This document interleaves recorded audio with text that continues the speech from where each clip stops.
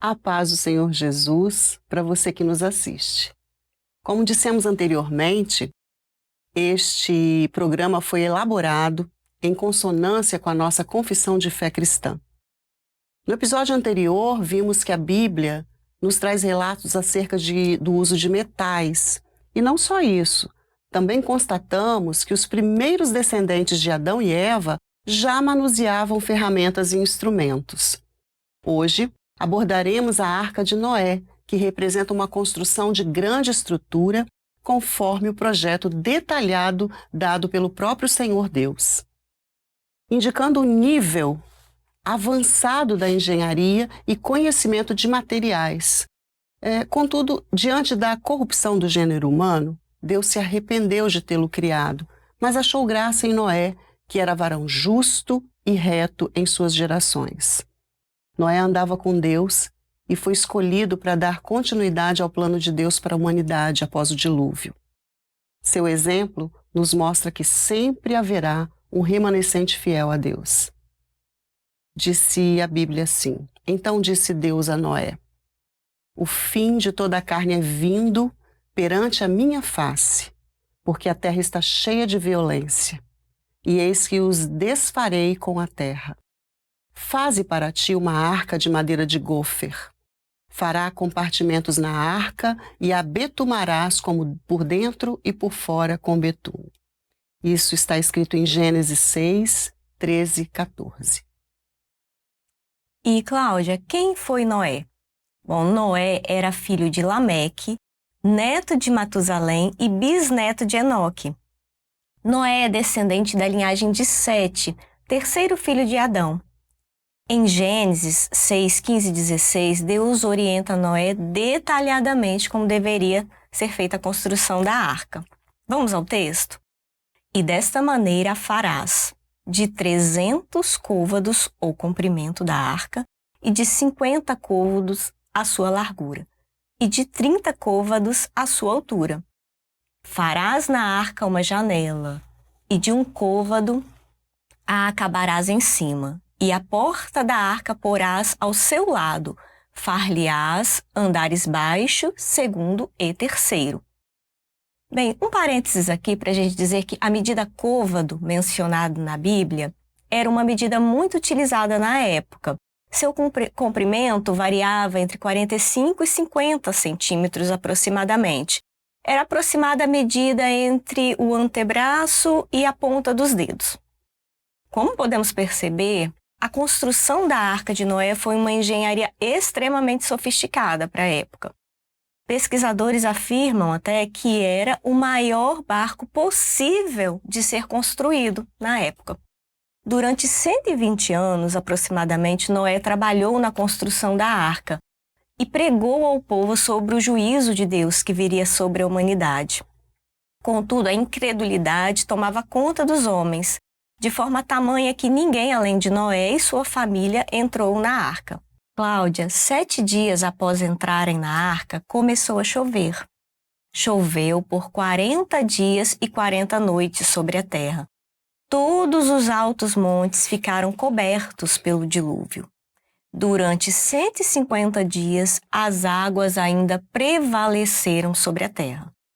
Em Gênesis 8:4, a Bíblia nos relata que a arca repousou no 7º mês do dia 17 do mês, sobre os montes Ararat. As montanhas de Ararat referem-se a uma cadeia montanhosa no extremo nordeste da Mesopotâmia, geralmente identificada na divisa entre a atual Turquia e Armênia. Até hoje, ainda não foram encontradas partes da embarcação, mas ao sul do Iraque já foram identificadas camadas de sedimentação que são coerentes com os registros bíblicos. Raquel, você já parou para pensar, para refletir sobre este evento global, o dilúvio?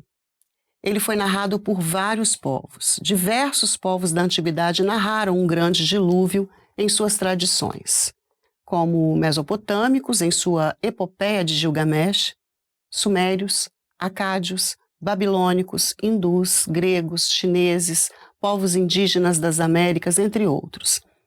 Ocorre que seria de se esperar que, tendo a humanidade um ancestral comum, fruto da criação de Deus, essa narrativa estivesse presente em diversos povos que se espalharam pelo planeta Terra após o dilúvio.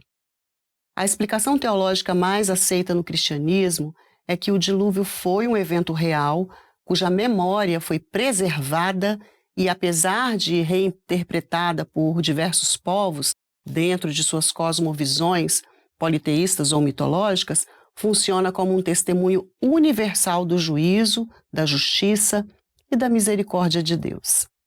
Você já parou para pensar como a geografia da Terra pode ter sido alterada com o dilúvio? Há de se considerar que toda a face da Terra foi redesenhada após esse acontecimento. Nesse aspecto, é praticamente impossível o estabelecimento de referências territoriais precisas do mundo geográfico contemporâneo com o mundo pré-diluviano. Outro aspecto é que, antes do dilúvio, a longevidade das pessoas descritas na Bíblia, por exemplo, era muito maior. Cláudia, será que existe uma relação entre essa longevidade e a forma como era o mundo pré-diluviano? Bom, o professor e cientista Marcus Eberle, em uma de suas palestras, A Ciência por Trás do Dilúvio, ele sugere que a atmosfera pré-diluviana era bem diferente da atmosfera que temos hoje, com abundância de oxigênio, gás carbônico, o que possibilitava também uma abundância de vegetação e uma longevidade muito maior dos animais, inclusive do homem, né? E o continente estaria reunido em um único formato de terra, um único mar, com clima uniforme, temperatura estável, estima-se entre 23 e 25 graus, sem grandes oscilações. Como tudo era uniforme nessa teoria, não havia grande diversidade de espécies como temos hoje. A Pangeia, por exemplo, é uma descoberta relativamente recente. Mas se nós pegarmos a referência bíblica, logo no início do relato da criação, já nos dá indícios de que o mundo estava organizado em um único continente. Vejamos o texto bíblico. E disse Deus: ajuntem-se as águas debaixo dos céus num lugar, e apareça a porção seca. E assim foi. Está em Gênesis 1, verso 9. Ainda o professor Marcus Eberle reafirma que a separação dos continentes seria algo relativamente recente, né? De aproximadamente 6.000 anos, como a Bíblia nos afirma. Argumenta que as bordas dos continentes teriam um encaixe perfeito, se olharmos a geografia atual dos continentes. E que se essa separação fosse de bilhões de anos, a sedimentação da Terra teria sido alterado, o formato dos continentes. Não seria possível visualizar esse encaixe perfeito entre eles. Da mesma forma como a criação do mundo é narrado por outros povos, como você bem disse, Cláudia, é muito provavelmente em razão da origem comum da humanidade. Cremos que o dilúvio é narrado por diversos povos, por esses diversos povos advirem de um ancestral comum, dos humanos que sobreviveram ao dilúvio enviado por Deus. Atualmente, existe hoje nos Estados Unidos um parque temático, sabia, Cláudia? Com uma réplica da Arca de Noé em tamanho real, como as medidas descritas na Bíblia. Cláudia, então, diante de tudo que nós estudamos, nós cremos que toda a história está intimamente ligada à Bíblia, pois acreditamos que fomos formados dentro de um plano profético de Deus para a humanidade. Ademais, embora a ciência não nos dê todas as respostas, pela fé nós cremos que todas as coisas foram feitas por Ele. Afinal, como está colocado em Hebreus 11:1, a fé é o firme fundamento das coisas que se esperam e a prova das coisas que não se veem. Para você que ficou até aqui conosco, nosso muito obrigada. A paz do Senhor Jesus. A paz do Senhor Jesus.